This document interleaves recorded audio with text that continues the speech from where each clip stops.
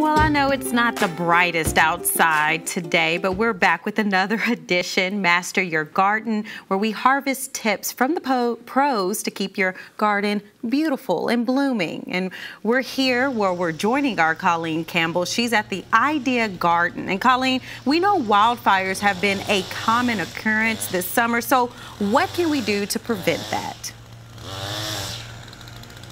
Hey Sade, good afternoon. Well, yes, those wildfires unfortunately have really taken over our summer, the headlines, that's all we've been talking about. But did you know there are some plants that can actually help save your house? And we'll get into that, but first we have our master gardener, Andy Rathbone, and she's here again. She was here last week.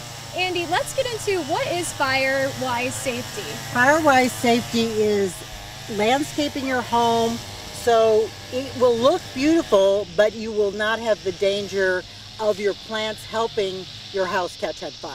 Okay, all right, yeah, so the fires have been springing up, igniting across East Texas because it's been so dry. So can you talk about just dry vegetation and how we've been dealing with that? Yeah, dry vegetation is very dangerous, especially when we haven't had any rain like this year.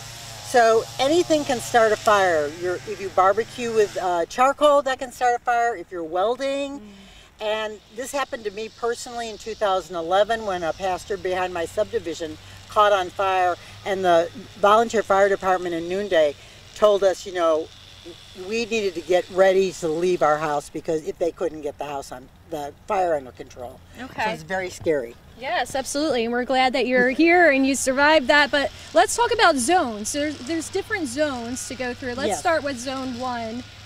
Zone 1 is the area around your house from 0 to 5 feet. This is the area where there should be no flammable plants whatsoever, and you want to make sure that you have no vines growing up your house because that acts like a ladder for the fire just to climb up to your roof. And you want to make sure everything's very well groomed and pruned, and whatever foundation shrubs you have should be deciduous, not evergreen, and they should be compact. They shouldn't be covering your windows. Okay, now zone 2 is about 5 to 10 feet away from your house, correct? Yes, and you're going to, then you're at the point where you can plant trees, and you need to plant, in this zone you need to plant your deciduous trees. You need to plant the trees that lose their leaves. So, and just make sure that the limbs aren't hanging over your roof. Okay, let's get into zone 3 quickly and then we'll go into some flammable plants. Zone 3 is the farthest from your house. This is where you can plant your evergreens, your pine trees. Also keep your mulch piles and your firewood. Okay, so talking about flammable trees, we got one right here, yeah, right? Your pine trees, they're very, very flammable. In fact, you know, they make turpentine out of the sap of pine trees. So that should tell you something. Right, I didn't know that. And then on this side, we have plants that are with low flammability, right? Low flammability. We've got, all of these are, all of these are your salvias, and we also have some daylilies over there that are very fire retardant. All your annuals are great. Phlox, roses are very fire retardant, and also irises and any of your succulents. Okay, all right, very good. So you guys have a great setup here.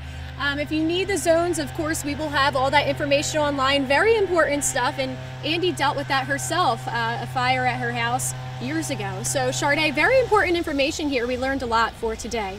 All right. Thank you, Colleen, once again. And remember, you at home can reach out to the Master Gardeners of Smith County by phone, online, or on their Facebook page. The info is actually right there on your screen. There's also a help desk that's open Monday, Wednesday, and Friday. You can send an email to smithmghelpdesk@gmail.com. We'll be back after the break.